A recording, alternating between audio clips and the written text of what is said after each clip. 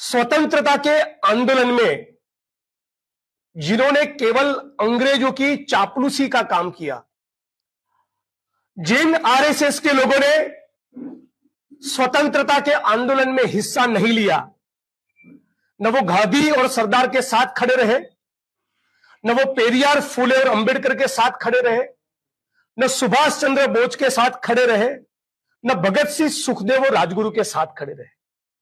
50-52 साल तक इन आरएसएस के लोगों ने तिरंगा तक नहीं लहराया और 3 रंगों का तिरंगा मनहूस है, उससे मनोवैज्ञानिक असर खराब होगी, ऐसा आरएसएस के लोगों ने कहा। जनगण मन भी नहीं गाया। इन लोगों ने जब स्वतंत्रता का आंदोलन चल रहा था तब हमारी कौमी एकता का संदेश देने के बजाय, भाईचारा का संदेश देने के बजाय, स्वतंत्रता के आंदोलन के बाद राष्ट्र निर्माण में लगने के बजाय भारत माता की छाती पर छेद करने के लिए बहुत अनाप शनाप बातें ऑर्गेनाइजर में पब्लिश की, जिन्होंने देश को तोड़ने की बातें लिखी। और दूसरी तरफ नेशनल हेराल्ड, जिसने राष्ट्र निर्माण में किस प्रकार से प्रत्येक भारतवासी को योगदान देना चाहिए, किस प्रकार से जन जन तक संवैधानिक मूल्य पहुंचे, उसका जिम्मा उठाया और इंडिया की फ्रीडम मूवमेंट में बढ़ चढ़कर हिस्सा लिया। जन चेतना का अंग्रेजों के खिलाफ एक जबरदस्त जन चेतना, जन विद्रोह भारत भूमि में निर्माण हो, उसके लिए एक नींव तैयार की, वो था नेशनल हेराल्ड।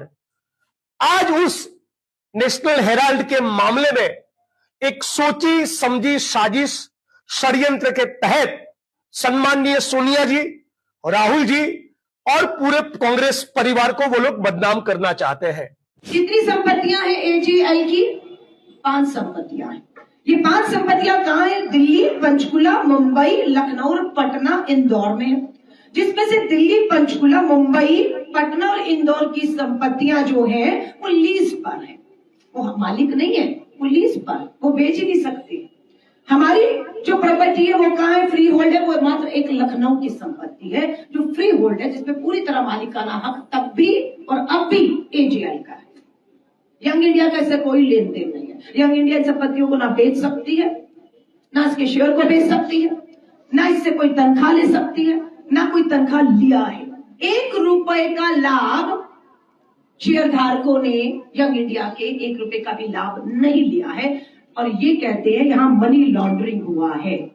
ये सरासर झूठ है, धोखा है, फरेब है।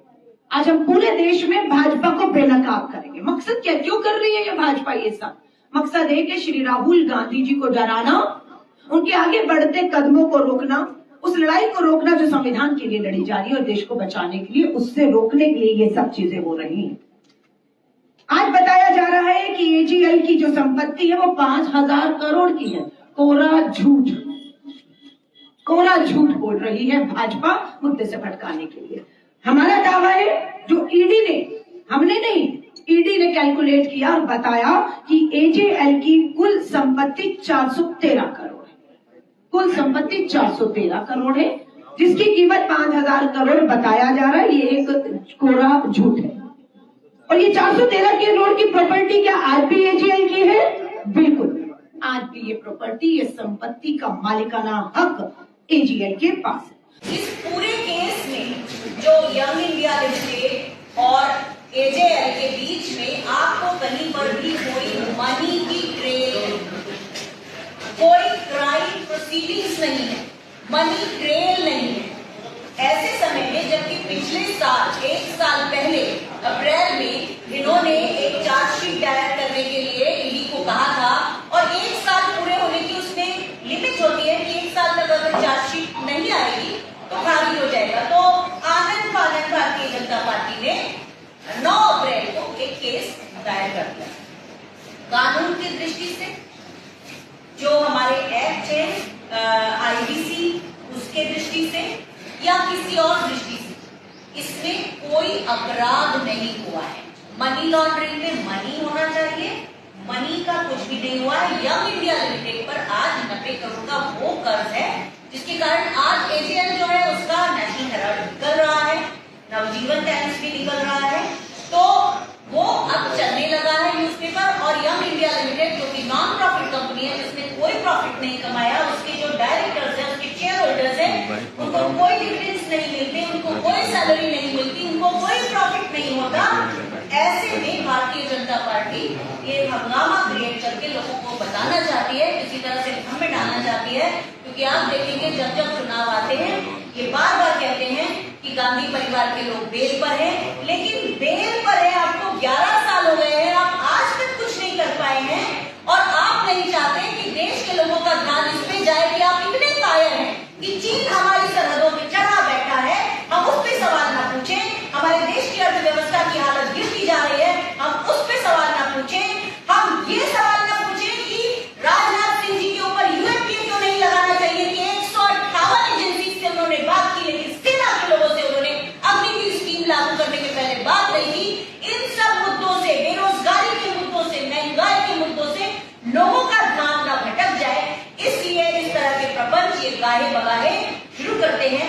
तो जो आरोप भारतीय जनता पार्टी लगा रही है कि इतने हजारों करोड़ की प्रॉपर्टी इनके नाम है और इनसे लाभ कमाया जा रहा है, तो सबसे पहले तो यही पहला झूठ है। 5,000 करोड़ की प्रॉपर्टी अफवाह उड़ाई जा रही है, तो इन्हीं के इनकम टैक्स डिपार्टमेंट ने जो है 413 करोड़ का मूल्यांकन किया है, वो भी एक प्रस्तावित मूल्यांकन है, क्योंकि उसको बेचा नहीं जा सकता, तो वो तो वैसे ही पड़ी है, वो बस अंदाजे से एक लगा लिया कि 413 करोड़। तो पहला झूठ तो यही 5,000 करोड़ जो बोल रहे हैं। इसके बाद जो है लगाया जा रहा है कि सोनिया गांधी जी और राहुल गांधी जी ने इससे पैसे खूब कमाए हैं, तो इसमें तो संभव ही नहीं है। घाटे में चल रही कंपनी, बहुत ही ज्यादा घाटे में थी। 2002 से 2011 के बीच में जो लेन देन हुआ वो बैंक के माध्यम से ऑफिशियली लेन देन इसमें हुआ है। लगभग 90 करोड़ का 100 ट्रांजैक्शंस में लेन देन हुआ कांग्रेस पार्टी की तरफ से इसको एएसएल को। तो ये बैंक के माध्यम से हुआ, खाते से हुआ है, और इसलिए हुआ है क्योंकि ये इतने घाटे में चल रही थी कि जो कर्मचारी हैं उसका ना उनकी पेंशन हो पा रही थी, ना पीएफ, ना ग्रेचुइटी, और जो बिजली का बिल तक है वो भी पेंडिंग जा रहा था। तो इसीलिए ये धनराशि उसको जीवित करने के लिए की गई, और जीवित करने का भी एक बहुत बड़ा कारण था। ये सीधे सीधे संविधान से, बाबा साहब के लिखे हुए संविधान से संबंधित है, क्योंकि अनुच्छेद 49 ये कहता है कि आपको सीधे सीधे जो स्वतंत्रता संग्राम के जमाने में जो विरासत है उसको संरक्षण देने का प्रत्येक नागरिक का कर्तव्य बनता है। और साथ ही साथ जो अनुच्छेद 51 बी है उसमें सीधे सीधे ये लिखा है कि जो हमारी विचारधाराएं उस जमाने में थी, जो हमारे प्रक्रिया थी, उसमें मैं उसको सीधे सीधे पढ़ देता हूं आपके सामने। 51A(b) कहा गया है कि भारत के प्रत्येक नागरिक का यह कर्तव्य होगा कि वह उन महान आदर्शों को संजोए और उनका पालन करे जिन्होंने हमारे राष्ट्रीय स्वतंत्रता संग्राम को प्रेरित किया।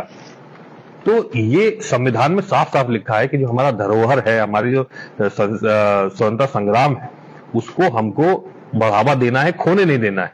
तो उसी के तहत ये कांग्रेस पार्टी ने व्यक्तिगत रूप से अपनी तरफ से पेमेंट किया।